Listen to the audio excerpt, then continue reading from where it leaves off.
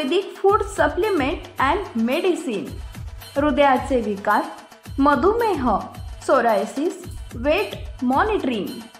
आमचा पत्ता सनेज आयुर्वेदिक हनुमान मंदिर शेजारी Nehru Nagar, Vijapur road, Solapur. Mobile number 8087021004 आणि 9763361004।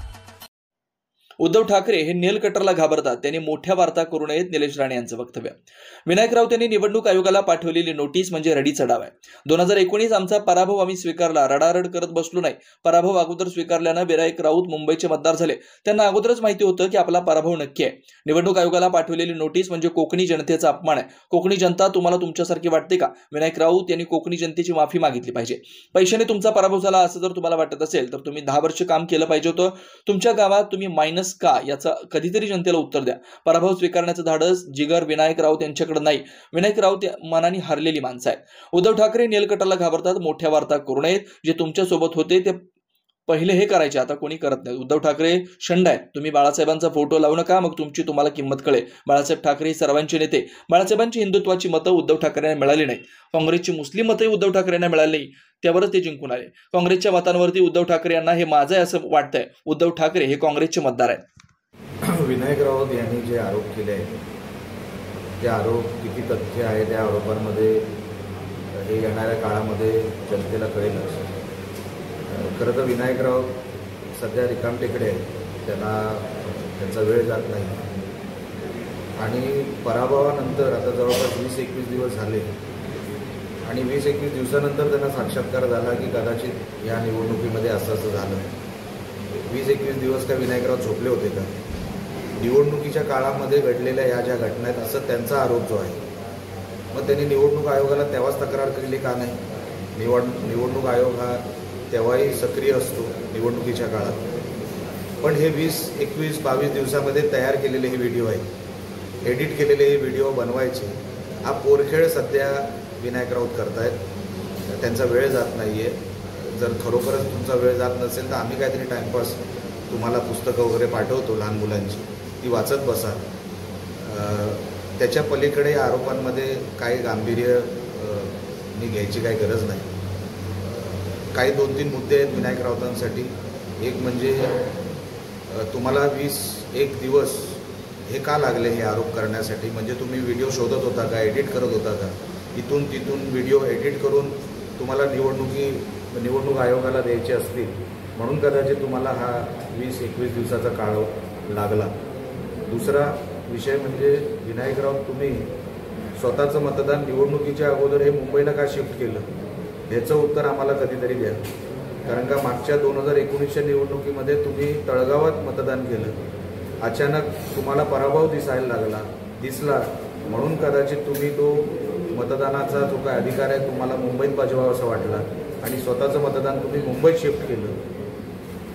हा दुसरा प्रश्न। तिसरा प्रश्न माझा असा आहे, प्रश्न नाही आहे, आपल्याला सांगणं असं आहे की कोकणी जनतेचा अपमान करू नका। आपण जो अपमान केला आहे म्हणजे तुम्हाला काय वाटतं तुमच्यासारखे सगळे विकाऊ आहेत की काय? सगळे बाजारू तुमच्यासारखे आहेत? कोकणी जनता स्वाभिमानी आहे, कधी कर्ज बुडवत नाही, कधी कुठलं बिल बुडवत नाही।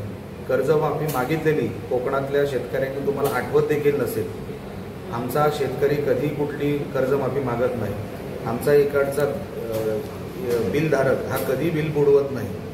एवढा स्वाभिमानी कोकणी माणूस, अनेक जे काही डिव्हिजन आहेत महाराष्ट्रामध्ये, कोकण डिव्हिजन एकमेव डिव्हिजन असेल जिथे बुडवलेली थकबाकी ही 0 आहे।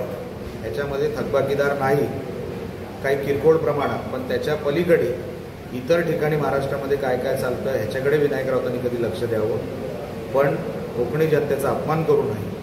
आता एकदा पाडलंय, जर कोकणी जनतेचा असाच अपमान तुम्ही करत राहिलात तर कोकणी जनता इथून पुढच्या सगळ्या निवडणुकीमध्ये तुमचा पराभव करेल आणि ती वेळही तुम्हाला दाखवल्याशिवाय जनता राहणार नाही, एवढं लक्षात ठेवा।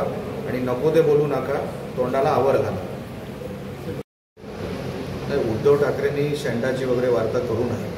महाराष्ट्राचा सर्वात मोठा शेंडा उद्धव ठाकरेच आहे। आम्हाला त्यांचा सगळं इतिहास माहिती आहे, ते कसे आहेत माहिती आहे। जो माणूस साध्या नेलकटरला घाबरतो त्यांनी शेंडाचे वगैरे मोठमोठ्या वार्ता करू नये। तुम्ही स्वतःच्या कर्तृत्वावर काय केलं उद्धव ठाकरे ते अगोदर महाराष्ट्राला दाखवा. काँग्रेसच्या मतांवर, मुस्लिम समाजाच्या मतांवर उड्या मारू नका. ही हिंदुत्वाची मतं नाहीत. हिंदुत्वाची मतं कुठली असतील तर ती आमच्या युतीला मिळालेली मतं, ही हिंदुत्वाची मतं, ही आकडेवारी सांगतो. तुम्ही काँग्रेसच्या ज्या काही आणि मुस्लिम समाजाच्या मतांवर ज्या काही तुम्ही मतं घेतली ती तुमची मतं नाही, तुमच्या कर्तृत्वाचा त्याच्याशी संबंध नाही, एवढं लक्षात ठेवा. आणि ज्या दिवशी तुम्हाला काँग्रेस समर्थन काढून घेईल, तुमची लायकी काय आहे हे महाराष्ट्राला कळेल. डिपॉझिट वाचवणे इतकी पण मतं तुम्हाला मिळणार नाही, एवढं आपण लक्षात ठेवा. उद्धव ठाकरे नको त्या वार्तेमध्ये घुसू नका. तुम्ही तोंडावर आपताल, माती घाल.